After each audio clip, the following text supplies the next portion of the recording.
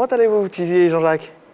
Je vais bien, par la grâce de Dieu, ça va. C'est un honneur pour moi, en tout cas, personnellement, de vous recevoir sur le plateau de la Grande Team. Mais l'honneur est partagé. Le plaisir est partagé. Vous n'avez jamais joué gardien de but. Mais j'ai pris beaucoup de plaisir à vous voir jouer, tout simplement. Merci. Voilà, Merci. notamment à la Coupe du Monde Jean-Philippe 2006. C'était en Allemagne. Puis en Allemagne. Bah, bien sûr, tout simplement. Alors, après de bons et loyaux services sur le terrain, vous êtes passé de l'autre côté. Alors, comment vivez-vous cette reconversion, tout simplement?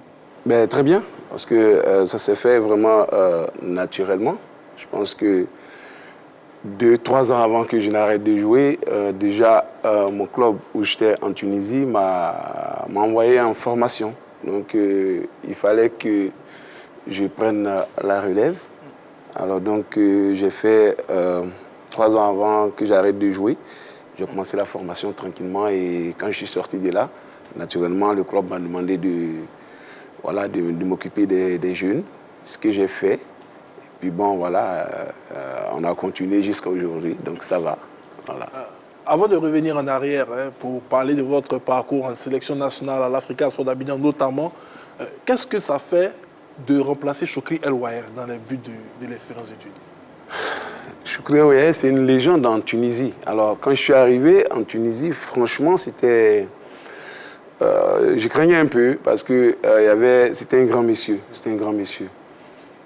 Et franchement, ça n'a pas été facile. Mais quelque part, c'est lui qui m'a accueilli en Tunisie. C'est lui qui m'a permis vraiment de bien commencer le championnat. Et il m'a mis vraiment à l'aise, il m'a fait comprendre que j'avais les qualités pour jouer à l'Espérance. Et ça m'a vraiment motivé. Et puis bon, voilà, et Dieu merci, je pense que, je ne dirais pas qu'on l'a fait oublier, mais on a quand même essayé de faire comme lui et je pense que ça nous a réussi. Vous pensez qu'il a été pour quelque chose dans votre arrivée du côté de l'Espérance? Oui, parce que son avis a compté. Son avis a compté et on avait déjà fait des matchs contre l'Espérance de Tunis. Et il a demandé au président de plutôt chercher à me voir et de me recruter. Voilà, donc c'est comme ça que l'Espérance a pris contact avec moi et puis voilà, je suis allé en Tunisie. Je l'ai dit, dès l'entame de cette émission, amis téléspectateurs, nous allons parler des gardiens de but. La question LGT de ce soir, la Côte d'Ivoire devrait-elle rajeunir ses cages dès la CAN 2021? Avant d'ouvrir le téléphone, nous allons nous entretenir un tout petit peu avec Jean-Jacques Tizi sur sa nouvelle initiative. Plus de précisions dans cet élément vidéo. Membre de la direction technique nationale, chargé des gardiens de but, Jean-Jacques Tizi ne chôme pas. L'ancien rempart des éléphants partage son expertise aux jeunes apprenants regroupés au Centre technique national de Bingerville dans le cadre d'une école pour gardiens de but. Dans la ligne de cette initiative, Jean-Jacques Tizi vient de lancer une caravane itinérante des formateurs de gardiens de but et de détection de talents. Entamée dans le Grand Abidjan sous l'égide de la direction technique nationale, cette caravane va s'étendre à plusieurs communes de l'intérieur du pays. L'objectif de cette tournée est d'apporter une réponse à la problématique de la relève des gardiens de but ivoiriens. Une question qui reste entière, malgré quelques éclaircies. Allez, voilà le point. Alors, Tizi, Jean-Jacques, vous êtes en charge des gardiens de but à la DTN. Alors, ce projet évoqué dans l'élément est-il une initiative personnelle ou il est à mettre au compte, bien sûr, de la politique de la DTN? Je dirais plutôt que c'est vrai que c'est une politique de la DTN, mais tout ça rentre dans le cadre d'un grand projet qu'on a initié grâce au DTN et aujourd'hui, on a remarqué tout simplement depuis mon arrivée qu'on avait vraiment un gros souci au niveau des gardiens de but. Il y avait plus rien, franchement. Vous êtes arrivé quand? Je suis arrivé en 2019, voilà. Je suis arrivé en 2019. On m'a demandé de venir m'occuper des gardiens de but et surtout le projet qu'on avait mis en place en Tunisie qui donnait vraiment de bons fruits. Pendant une dizaine d'années, alors donc on m'a demandé de venir essayer de reproduire un peu tout ça en Côte d'Ivoire parce que on n'avait plus de gardiens de but au niveau de nos sélections et de nos clubs. Alors donc, je suis arrivé, on a essayé de faire l'état des lieux. Franchement, on a compris que c'était un gros chantier, un très gros chantier. Et là, on a commencé aujourd'hui à travailler parce que déjà, sur les 700 centres qu'on a en Côte d'Ivoire, on a essayé de faire un peu le tour. Et on a remarqué qu'il n'y avait aucun entraîneur de gardien de but dans les centres de formation. Aucun entraîneur de gardien de but. Et on a regardé au niveau du championnat de Côte d'Ivoire et on s'est rendu compte aussi qu'il y avait même des clubs de première division qui n'avaient pas de gardien de but, d'entraîneur de gardien de but. Alors on a posé la question. Et c'est comme ça qu'on a compris que la Côte d'Ivoire n'avait pas de diplômés au niveau des entraîneurs de gardiens de but. On n'en avait pas. Et on a cherché à savoir pourquoi. Et ça nous a permis aussi de rencontrer certaines personnes. Il y a une association de gardiens de but qui existe en Côte d'Ivoire. On a essayé de rentrer en contact avec eux. Et c'est comme ça qu'on a compris vraiment beaucoup de choses. Que nos gardiens de but, nos entraîneurs de gardiens de but étaient vraiment très démotivés à cause de plusieurs problèmes qui minent un peu cette corporation-là. Et on a tendance à dire que c'est un poste ingrat surtout, d'abord sur le terrain. Et Boris? Oui, c'est vrai que c'est un poste ingrat, il faut vraiment l'aimer. Il faut d'abord aimer le poste de gardien de but, pour devenir gardien de but, et après aimer le poste d'entraîneur de gardien de but. Alors donc c'est un poste qui est très ingrat et chaque fois qu'il y a des défaites, c'est toujours le gardien de but. Et chaque fois qu'il y a des victoires, c'est toujours voilà, les attaquants. D'accord. Alors donc, dans tous les cas, le gardien de but n'est jamais cité. Alors donc, voilà. Ok. Alors, amis téléspectateurs, c'est le moment, le téléphone est ouvert. Vous avez la possibilité de nous appeler, de vous prononcer tout simplement sur la question LGT de ce soir. La Côte d'Ivoire devrait-elle rajeunir ses cages dès la CAN 2021? C'est la question LGT de ce soir. Yves Boris. Oui, Tizier Jean-Jacques, vous disiez tout à l'heure que quand la fédération vous contacte, c'est pour venir reproduire ce que vous avez effectué du côté de la Tunisie. Ouais. Justement, dites-nous les grands axes sur lesquels vous avez travaillé du côté de la Tunisie que vous devez reproduire ici. En fait, la première des choses, c'était de former des entraîneurs de gardiens de but. D'accord. Parce que je pense qu'au niveau de la Tunisie, on a, surtout quand je prends le cas de l'Espérance de Tunis, on a plusieurs catégories, depuis les pupilles jusqu'aux seniors. Alors, on s'est arrangé pour que beaucoup d'anciens gardiens de but viennent d'abord apprendre, viennent d'abord à la formation. Et c'est à la suite de ça qu'on a pu introduire pour chaque catégorie un entraîneur de gardien de but. Alors, ça nous a permis tout de suite là de pouvoir, au niveau de l'équipe première, faire monter des jeunes, formés au niveau du centre. Ça, c'était la première chose à faire. Et après, il y a eu un vaste recrutement au niveau du pays. Voilà. Et on a réussi à avoir des gardiens de but. Et c'est comme ça que de plusieurs, je vais dire, régions, on a fait venir des gardiens de but, on a tamisé. Et puis, les meilleurs sont restés pour la formation. Et jusqu'à aujourd'hui, je pense que c'est ce projet-là qui continue de donner ses fruits en Tunisie. C'est bien noté, Jean-Jacques Tizier. Vous allez utiliser les ardoises, messieurs, et répondre par oui ou non à la question LGT. La Côte d'Ivoire devrait-elle rajeunir ses cages dès la CAN 2021? Entre-temps, on va prendre l'appel de monsieur Jean-Baptiste Conan, qui nous appelle de Zone 4. Bonsoir, monsieur Jean-Baptiste Conan. Bonsoir. Comment allez-vous? Je vais bien, chez vous? Ça va également. Ce que j'aimerais dire par rapport à l'émission... À la question LGT? Effectivement. D'accord. C'est de dire que les gardiens de but, a priori, voilà, se bonifient avec le temps. Donc plus ils gardent les buts, plus ils vieillissent, plus ils deviennent bons. Et c'est le cas de notre invité, Tizier. Voilà, on a vu à la fin de sa carrière, il a montré vraiment de belles choses. Donc, une chose est de rajeunir nos gardiens de but, mais une chose est de les bonifier d'abord avant de les remplacer.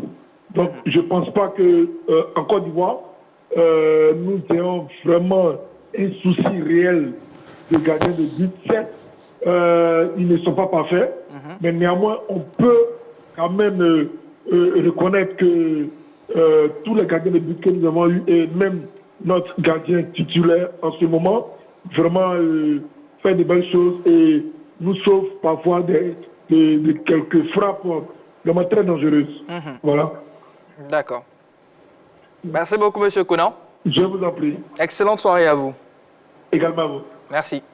Alors, on va montrer les ardoises. Est-ce qu'on a écrit Moi, non. Voilà, Vous changez d'avis? Parce que il a...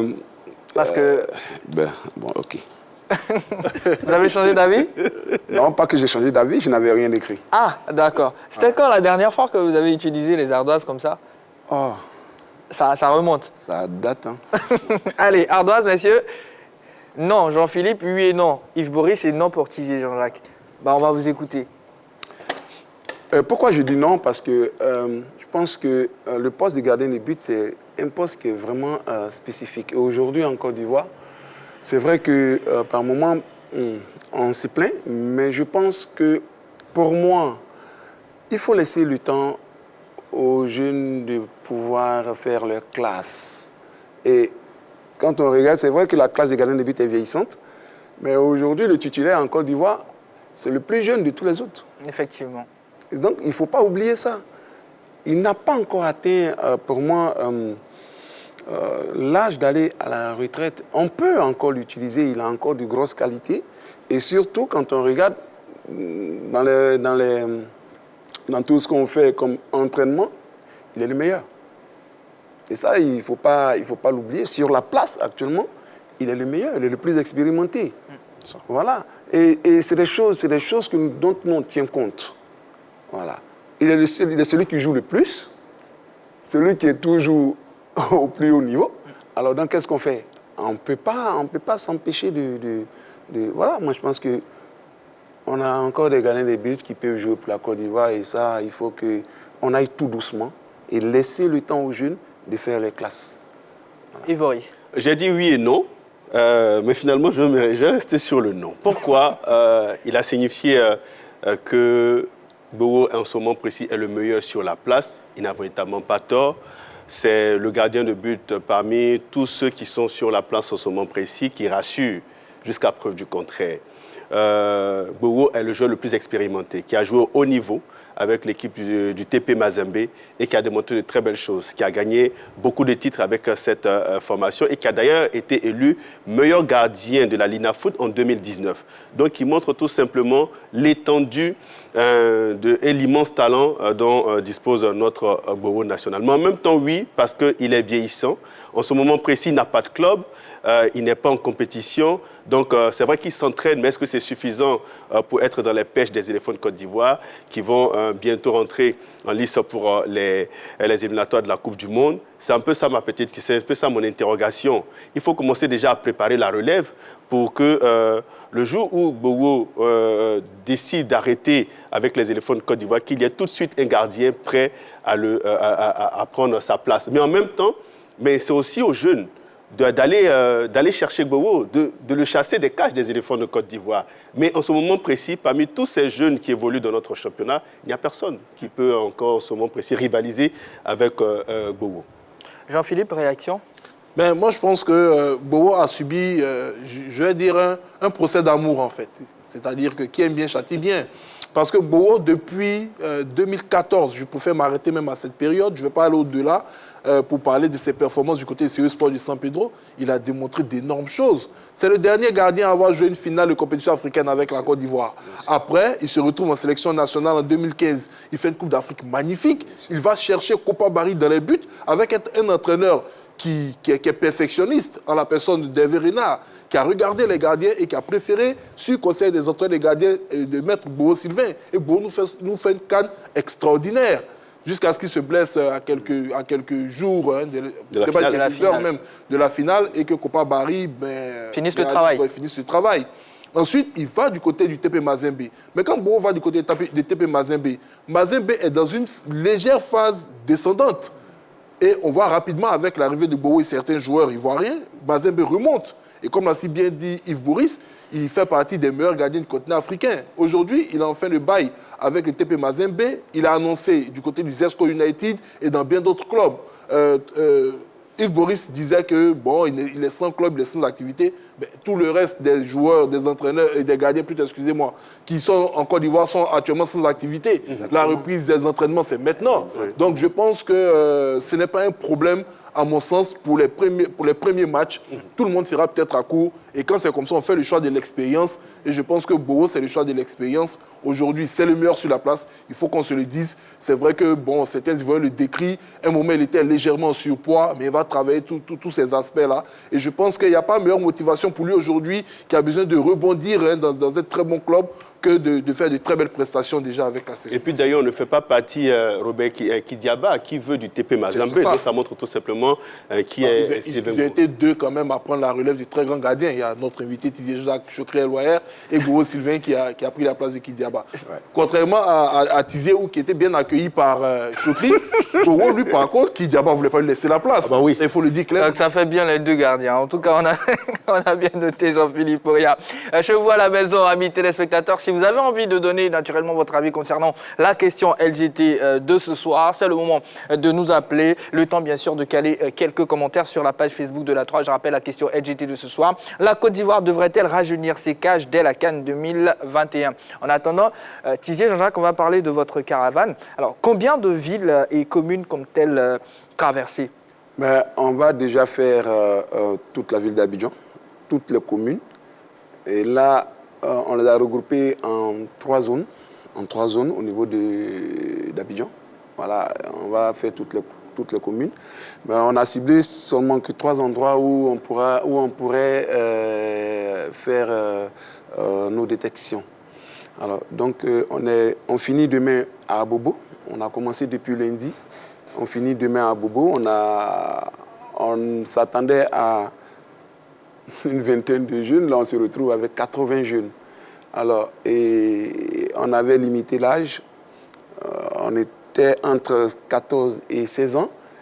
On s'est retrouvé même avec 35 jeunes qui se situent entre 7 et 12 ans. Alors ça, c'est vraiment quelque chose de merveilleux. Je vais dire que habituellement, au quartier, je veux dire, on met dans le but que ceux qui sont gros, qui ne savent pas jouer, voilà. Mais là, on retrouve vraiment des jeunes de 7 ans. Donc ça vous a amené à vraiment changer les calculs? Bien sûr, ça nous a amené à vraiment changer les calculs. Parce que là, on est en train de réfléchir. C'est vrai qu'à l'école, on est entre 14 et 17 ans, voire 18 ans. Mais là, aujourd'hui, on est en train de réfléchir.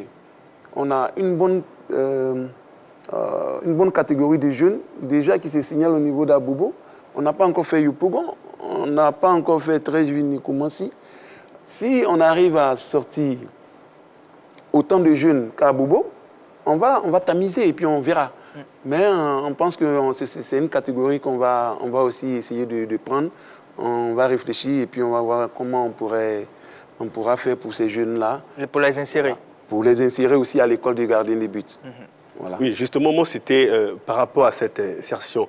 Comment ça va se passer quand vous allez finir de tamiser et que vous allez repérer les meilleurs? Ce sera quoi la suite? Vous allez les affecter où ça? En fait, je vous explique. Parce que l'école des gardiens des buts a été créée pour donner de la formation de base à tous nos gardiens des buts. Mais c'est des jeunes qui sont issus des centres de formation, des différents centres de formation et des différents clubs. Alors, nous, il est gratuit. Enfin, cette école, elle est gratuite.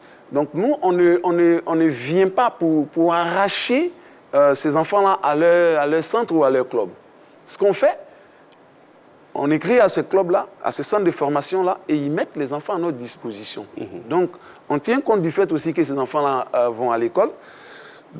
Et pendant l'année scolaire, tous les mercredis soirs et tous les samedis matins, les enfants sont avec nous. Quand ils ont match, ils partent dans leur club faire leur match. Et nous, ça nous permet de les suivre et de voir à quel niveau de travail on est. Voilà. Donc, on n'a pas quelque chose c'est-à-dire, on ne va pas leur donner on ne va pas les envoyer dans un club. Quelque chose comme ça. Non, ils sont déjà dans leur club, ils sont déjà dans leur centre. D'accord. Voilà. Et comme il n'y a pas d'entraîneur de gardien de but dans les centres de formation, et aussi dans certains clubs. Alors nous, on se propose de leur donner de la formation et après, ils sont utiles pour leur club. Voilà. Aujourd'hui, après avoir constaté qu'il y avait un déficit au niveau des formateurs des gardiens, Oui. vous avez essayé de corriger ce déficit. Oui. Aujourd'hui, en Côte d'Ivoire, est-ce que vous connaissez à peu près le nombre de licenciés pour 30. 30 en Côte d'Ivoire. Il y a 700 centres, il n'y a que 30 licenciés en Côte d'Ivoire. Et le premier diplôme a été mis en place, effectivement, par moi, grâce aussi à l'apport du DTN. Voilà, donc on a compris que nos entraîneurs de gardiens de but sont démotivés parce qu'ils sont, pour la plupart, très mal payés dans leur club. Et surtout, un manque total de respect. Alors, donc, qu'est-ce qu'on a fait? Quand on a posé la question à la fédération, ils ont dit, mais sur quelle base vous voulez qu'on fasse les choses? Ils n'ont même pas de diplôme. Vous comprenez? Alors donc, il fallait qu'on mette une base. Et cette base-là, c'était d'amener tous ces gardiens de but-là à avoir au moins un diplôme. Et nous, on a demandé à la fédération que les clubs soient dotés d'entraîneurs de gardiens de but. Voilà. Surtout des gardiens de but diplômés.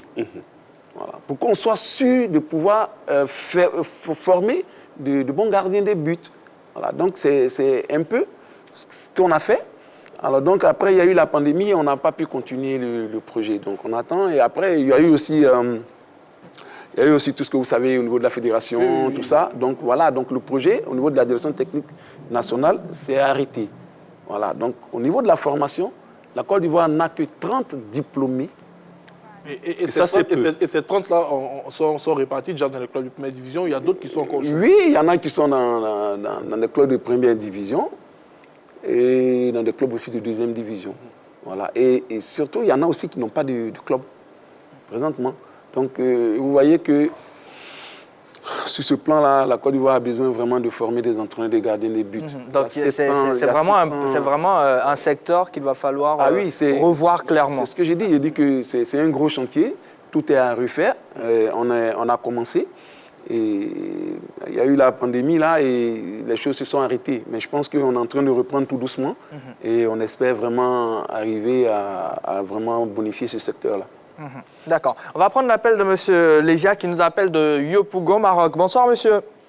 Oui, bonsoir, M. Jibé. Comment allez-vous? Je vais bien par la grâce de Dieu. Bonsoir, la team. Bonsoir. M. Lésia. Et bonsoir, M. Tizier. Bonsoir, chef frère. OK. Alors, nous avons la question LGT de ce soir. Quel est votre avis là-dessus? Je reprends pour vous. La Côte d'Ivoire devrait-elle rajeunir ses cages dès la CAN 2021? Monsieur, déjà, je dis non, c'est pas pour le moment. D'accord. Puisque le gardien de but, M. Tizier, voilà, a signifié tout à l'heure. Vous savez, le poste de gardien de but est un poste très ingrat. Tout le monde le sait. Tout le monde le sait. Moi, je pense qu'il est préférable de laisser Bobo jusqu'au mondial. Voilà. Et ce ne sera pas la peine de précipiter les choses. Laissez ces enfants qui viennent là à l'apprentissage. Prenez un peu l'exemple sur l'Égypte et comment dirais-je, l'Italie. El Hadari au niveau de l'Égypte. Je ne sais pas s'il allait jusqu'à 44 ans, 43 ans, je ne sais pas, 45 ans. Et nous avons vu l'autre Buffon au niveau de l'Italie. Je pense que les Ivoiriens aiment beaucoup tuer les joueurs à un âge vraiment très bas. Et c'est ce qui n'est pas normal. Des critiques sur les gardiens ou des joueurs qui sont en pleine forme, mais ça dépend de la forme physique du joueur et du mental. Donc vraiment, c'est pas le moment de capter Bobo avec ses preuves. Jean-Philippe le disait tout à l'heure. Personne ne peut, au niveau de, je ne sais pas où il évolue là, TP Mazambe, qui dit en bas le gardien. Mais pour remplacer ce genre de gardien-là, il faut avoir la taille. C'est cela. La taille, voilà. C'est cela. Merci beaucoup, monsieur. Voilà, donc je pense que vraiment que les Ivoiriens arrêtent un peu ce genre de choses-là. Et puis laisser les gardiens évoluer. Ceux qui les sélectionnent, ils savent très bien, ils ont fréquenté pour ça. D'accord, c'est bien Voilà. noté. Merci beaucoup, bien. on comprend bien votre point. Alors, Tizi Jean-Jacques, là, on comprend le point des appelants et vos différents points également. Mais parlant de Ira, Tapé, les Herbes, après la CAN 2019 et les JO qu'on a pu suivre pour, bien sûr, notre équipe olympique U23, est-ce qu'il a le niveau des éléphants aujourd'hui? Est-ce qu'on ne doit pas l'intégrer? Oh, mais il est Clairement, hein, vraiment dans... Il a déjà été intégré. Il a été à la CAN 2019. Personne ne s'attendait à lui. En 2019, personne ne s'attendait à lui. Quand il y a eu la blessure de Cissé Abdul Karim, avec le coach Camara, nous sommes allés le chercher. Voilà. Bah, il y a beaucoup de personnes qui ne comprenaient pas, mais nous, on le suivait déjà. C'est pour dire qu'il est en train de progresser. Il est en train de progresser. C'est vrai que jusqu'à aujourd'hui, il y a encore des lacunes. Il y a encore beaucoup de lacunes, mais qu'on est en train de gommer tout doucement. Et avec la compétition, les différentes compétitions dont il participe lui permettent vraiment de s'améliorer. De faire ses classes, comme vous l'avez dit. Bien sûr. Donc, il est en train de grandir. Et je pense qu'il ne faut pas précipiter. Chez les gardiens des buts, il faut éviter ça. On a des gardiens des buts jeunes. Laissons-les grandir. Surtout qu'on a quand même des exemples ici en Côte d'Ivoire. Il y a le cas de Nyawa. Pour juste un match d'équipe nationale, sa carrière est brisée. Il n'est pas le seul. Je peux prendre le cas de Tiassé. Lobo et Stéphane. On a tous ces exemples-là. Et moi, j'ai vécu tout ça. Et je suis là aujourd'hui. Je ne peux pas me permettre de précipiter la carrière d'un jeune. Et puis demain, les Ivoiriens vont le briser parce qu'il aura fait une faute. Hein? Demain, quelque part. Non, je pense que laissons le jeune évoluer tranquillement. Il va faire toutes ses classes jusqu'à ce que le moment arrive pour lui de garder la cage de la Côte d'Ivoire. Et puis, voilà. D'accord. Tizi, on va revenir un peu en arrière. On a été des millions de fantasmés sur ce qui s'est passé, sur cette action qu'on va voir ensemble avec bien sûr l'aide de la régie. Voilà, je crois que ça vient dans quelques instants seulement, amis téléspectateurs. Voilà. Schneider could all be involved here, or any one of them. Looks like Van Persie. Oh! You don't score better goals in a World Cup than that. And Robin Van Persie scores his first ever World Cup Finals goal. What a cracker. Magnificently struck it. 2-3 goalkeepers wouldn't have kept that one out. And the occasion is illuminated by the Netherlands, Robin Van Persie, the 22-year-old. On a vu le somptueux coup franc. On va prendre un appel et vous allez réagir juste après. Okay. Monsieur Ibo nous appelle de Yopougon. Bonsoir, monsieur Ibo. Bonsoir JB, bonsoir la grande team. Bonsoir également au grand Tizi Jean-Jacques. Bonsoir, chef frère. Vous allez bien? Oui, très bien, Jean-Baptiste. D'accord. Très bien. Réaction concernant la question LGT de ce soir, monsieur Ibo? Je pense que le champion là devant vous, il a tout dit. Hein. Voilà, il ne faudrait pas qu'on soit aussi sévère sur Bobo. Voilà, c'est vrai aujourd'hui qu'il est sans club, mais l'homme n'a pas annoncé sa retraite. Donc, Tizier, ça, il faut le reconnaître. Quand on appelle ça beau, il faut le reconnaître. C'est quelqu'un qui a joué un rôle très important au sein de l'équipe des éléphants du Côte d'Ivoire. Une Coupe d'Afrique. Et aujourd'hui, ça, il faut le dire. Comme tu disais tout à l'heure, quand on regarde sur le plan national, je pense que tout lentement qu'il est le meilleur. D'accord. Voilà. Merci beaucoup, monsieur Ibo. Le gardien de but n'a rien à voir avec un joueur de champ. Il faut laisser l'homme prendre sa retraite avant de céder la place, comme tu dis, l'a fait avec le... Copa. Avec Copa. Voilà, donc laissons plutôt l'homme décider à prendre sa retraite avant de céder la place aux plus jeunes. D'accord. Donc ne soyons pas aussi sévères sur Bobo, laissons le temps. Et je pense qu'il a encore le temps même d'aller au mondial. C'est bien noté, monsieur Ibo. Alors, Tizier, que s'est-il passé? Que s'est-il passé sur l'action qu'on a vue à l'instant?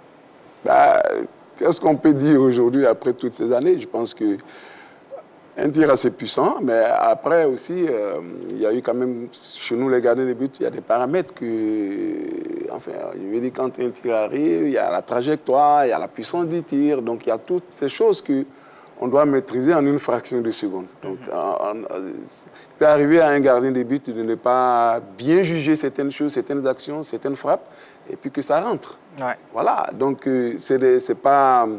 C'est un fait de jeu. C'est un fait de jeu, c'est pas des choses dont on doit, je sais pas moi, malheureusement, il faut être gardien de but pour comprendre.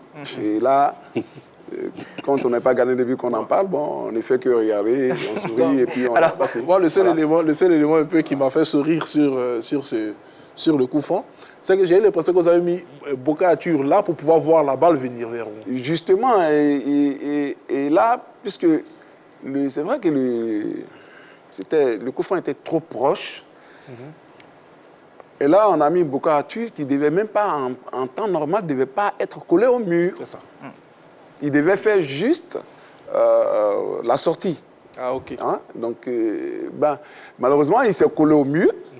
Et puis, là où il devait être, effectivement, c'est là que le ballon est passé. Voilà, c'est ça. Donc, vous comprenez qu'il y a tous ces paramètres qu'il faut prendre en compte. Voilà. Alors, Tizier, au Mondial 2006, il y a eu aussi ça. Kone, great pace, into the air he goes, can he finish? Can he finish? What a goal!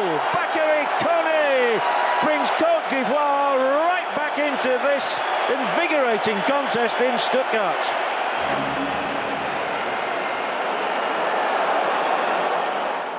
Voilà, ce magnifique but de Baki. Ça m'amène à vous poser cette question. Quel est votre meilleur souvenir avec les éléphants de Côte d'Ivoire? Est-ce qu'il y a un match, enfin, tous les matchs que j'ai joués pour moi ont été vraiment de bons souvenirs, mais je pense qu'il y a particulièrement un match qui m'a marqué, c'est le match de la Côte d'Ivoire contre le Maroc. Parce qu'on a joué ce match-là, franchement, dans des conditions très, très difficiles. C'était le premier match en 2006. Très, très difficile. Le match était à 14h en Égypte. C'était très chaud. En Égypte, à 14h, vraiment, je ne suis pas encore arrivé à en faire, mais en entendre parler, c'est pas loin. Je veux dire que franchement, il faisait très chaud, très, très chaud. Et avant le match, je ne me sentais vraiment pas fort. Je ne me sentais pas fort. Et puis, quelque chose s'est passé, je pense que c'est Kolo, qui est venu me dire, je ne te sens pas, mais toi, quand je ne te sens pas comme ça, c'est qu'à chaque fois tu fais toujours un bon match. Voilà. Donc, quand il m'a dit ça, ça m'a réveillé. Je me dit, mais c'est bizarre, comment je peux ne pas bien me sentir et puis tu sais que je vais faire un bon match. Et puis, effectivement, le premier ballon, quand je l'ai pris, il est venu me taper pour me dire, c'est ce que je te disais, tu vas faire un bon match. Et ça va continuer comme ça jusqu'à la fin. Et puis, voilà, c'est le match. Tout s'est bien passé. Tout s'est bien passé. Et franchement, il y a eu des actions qu'on a pu enrayer, qui, franchement, mais c'est la parole de Kolo là, qui m'a vraiment permis de faire ce match-là. Et ça m'a marqué jusqu'aujourd'hui. D'accord, on vous sait très croyant. En tout cas, bonne chance pour votre caravane. Merci. Tizier, et puis on a été vraiment ravis de vous avoir sur notre plateau. On se dit à bientôt. On s'est dit à bientôt. Merci beaucoup. Merci beaucoup Yves Boris, Jean-Philippe. Allez, très chers téléspectateurs, c'est la fin de ce numéro de la Grande Team. On se donne rendez-vous demain pour la Der. En tout cas, soyez au rendez-vous car nous serons là tout simplement. Merci entre-temps de toujours rester sur la 3.